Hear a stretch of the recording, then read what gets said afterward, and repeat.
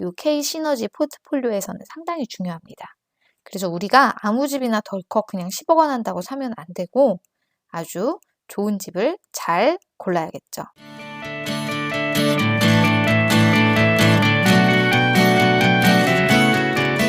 안녕하세요. 파이어에 도전하는 워킹맘 파워맘입니다. 오늘은 파이어족이 K 시너지 포트폴리오 구성하실 때 어떤 집을 사야 할지 한번 알아보겠습니다. 본론 들어가기 앞서서 파워맘 채널 구독과 좋아요 눌러주시면 더 많은 파이어 도전 영상을 보실 수가 있습니다. 자, 제가 지난번에 한국 파이어족만 가능한 전략이라고 말씀드렸잖아요. 무이자 레버리지를 활용해서 하실 수 있는 포트폴리오, 모든 파이어족에게 추천하는 포트폴리오입니다. 자, 이때 K 시너지 포트폴리오를 운영하셨을 때 10억 원을 가지고 은퇴하면 은퇴 20년 후에 매년 4천만 원을 쓰고도 39억 원에 도달한다고 말씀을 드렸었어요. 이때 조건이 수도권에 10억 원 정도 하는 아파트를 6억 원 정도 전세를 끼고 사고 2년에 5%씩 전세금 인상하는 전제였었고요. 전세금 인상분은 미국 ETF에 투자를 합니다. 그리고 전세금 우리가 6억짜리 전세를 끼게 되면 10억 원을 모았다면 6억에 자금이 있잖아요. 그 자금으로 미국 주식, 금, 물가연동체 이렇게 투자를 하는 그런 시나리오입니다. 이렇게 했을 때 이건 당연히 이제 실제에서는 어느 정도 이제 플럭추에이션이 있을 수 있지만 일반적으로는 이 안에서는 미세한 파동이 있어도 결과적으로는 이런 그림을 그리게 될 수 있다는 그런 시뮬레이션 제가 해서 지난번에 말씀을 드렸었어요. 근데 이렇게 했을 때 전세가가 지속해서 상승을 하고 가격이 장기적으로 우상향하는 그런 아파트를 아주 잘 고르는 게 이 K 시너지 포트폴리오에서는 상당히 중요합니다. 그래서 우리가 아무 집이나 덜컥 그냥 10억 원 한다고 사면 안 되고 아주 좋은 집을 잘 골라야겠죠. 그래서 부동산에서 사실 공부를 해보신 분들은 당연히 아시겠지만 가장 중요한 게 바로 이 입지예요. 그래서 입지를 잘 따져보시고 나의 K 시너지 포트폴리오를 만들 수 있는 그런 아파트를 잘 고르시는 게 아주 중요해요. 보통 우리가 부동산에서 입지를 따져본다고 하면 가장 많이 고려하시는 부분들이 직장, 요거는 그 지역에 얼마나 많은 일자리가 있는지, 그리고 교통이 좋은지, 역세권인지, 2호선이 있는지, 9호선이 있는지, 이렇게 강남 접근성이 어느 정도나 되는지, 그리고 학군, 좋은 중학교가 있는지, 아니면 초품화인지, 이런 것들 보죠. 그 다음에 환경은 살기에 편안한 환경. 요즘에는 보통 슬세권이라고 해서 슬리퍼 신고 집 앞에 마트나 백화점이나 스타벅스나 이런 것들 있으면 비교적 편의시설이 좋은 걸로 보잖아요. 그래서 그런 환경이 좋은지. 그리고 사실 우리가 입지하고 전세가를 방어하는 데 있어서 아주 중요한 건 바로 공급 물량입니다. 그 지역에 물량 공급이 별로 없어야 돼요. 즉, 새로 입주하는 아파트나 대단지가 별로 없을수록 희소성이 있어서 전세 가격이 높게 유지될 수가 있습니다. 그리고 또 하나 중요한 게 이제 호재라고 하죠. 그래서 앞으로 이 지역 근처에 뭐가 생긴다 아니면 안 좋은 시설이 있다가 없어진다. 이런 것들, 그런 호재가 있는지 이런 거 따져보고 우리가 사는 거 이제 입지를 분석한다고 해요. 그래서 사실 여러분이 부동산을 사시면 어떤 형태의 부동산을 사시던지 반드시 이런 입지를 분석을 해보시고 충분히 고민을 하고 구매를 하셔야 됩니다. 자, 그래서 저는 간단하게 입지 분석의 예시를 한번 들어볼게요. 저는 보통 이제 부동산 구매할 때 공부하면서 이렇게 입지 분석을 좀 많이 해봤고요. 제가 이제 부동산 입지 분석해봤던 예시로 분당을 한번 예를 들어볼게요. 이 분석 방법은 제가 이제 월급쟁이 부자들이라는 카페에 있는 자료들을 좀 참조했어요.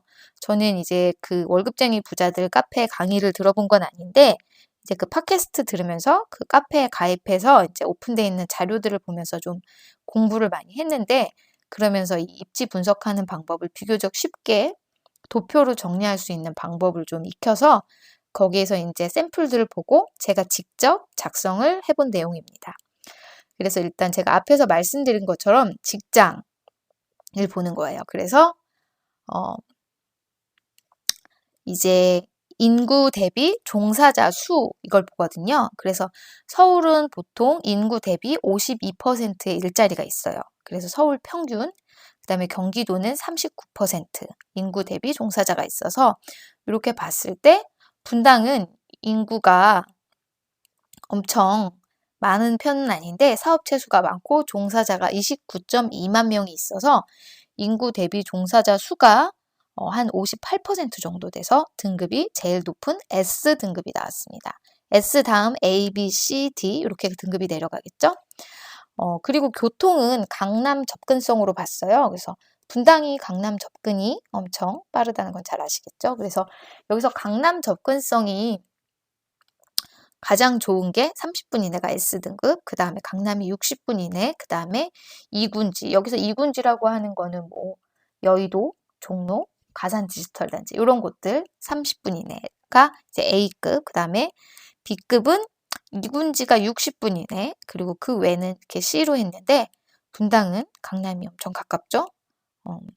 실제로 한 신분당선을 타고 가시면 20분, 그 다음에 광역버스를 타도 한 3, 40분 정도 걸리는 아주 가까운 거리입니다.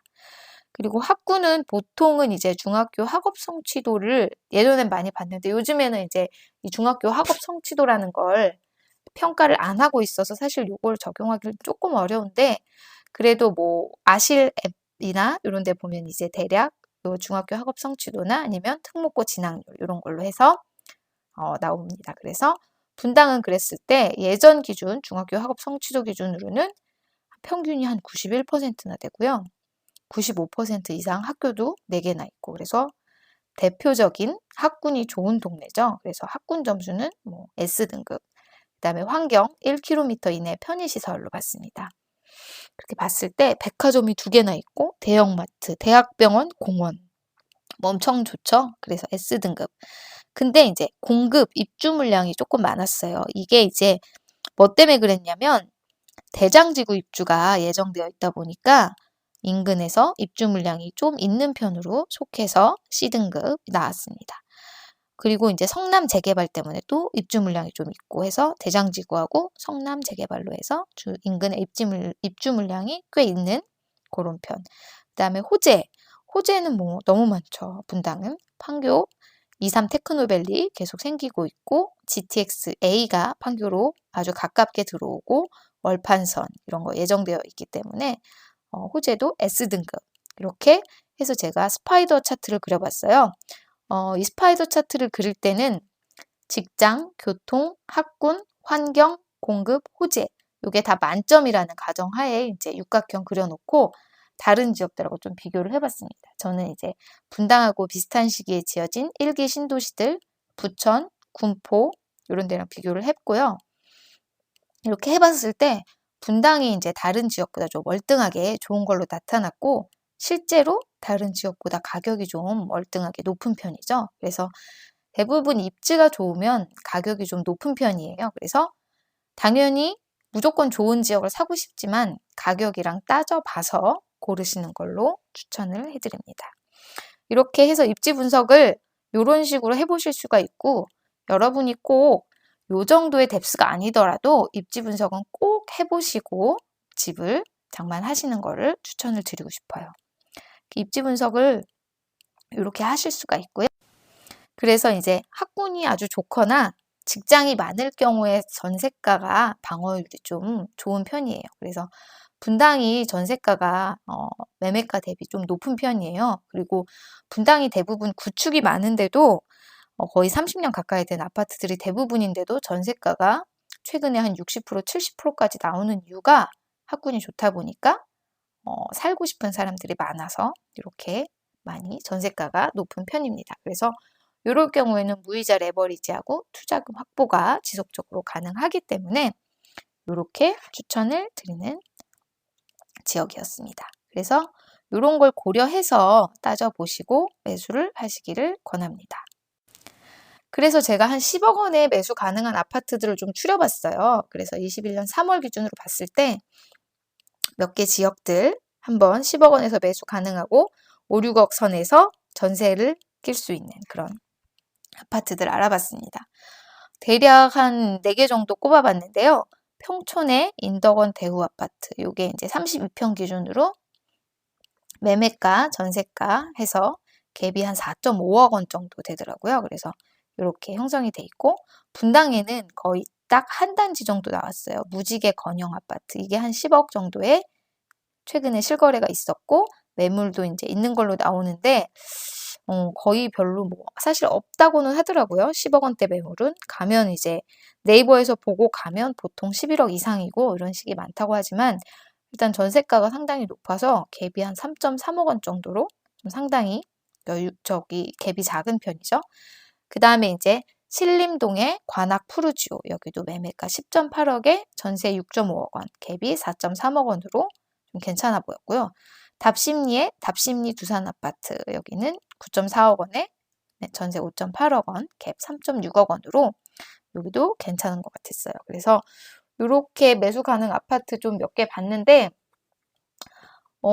아직도 그래도 10억 원으로 괜찮은 지역들, 사실 저는 요 네 지역 다 괜찮다고 생각하거든요. 그래서 10억 원 선에서 아파트를 사고 전세 한 6억 정도 선에서 전세를 해서 마련할 수 있는 지역들이고, 앞으로 다들 상승 여력도 좀 있는 것 같아요. 그래서 이렇게 포트폴리오 운영하기에 괜찮은 아파트들이 아닐까 이렇게 생각이 됐습니다. 그래서 요거 것들이 있었고, 이거는 뭐 매수나 매도를 추천하는 건 절대 아니고요. 그냥 이런 형태가 있다, 이런 예시가 있다, 이렇게 말씀을 드리는 겁니다. 투자는 본인이 반드시 신중하게 결정하셔야 되고요.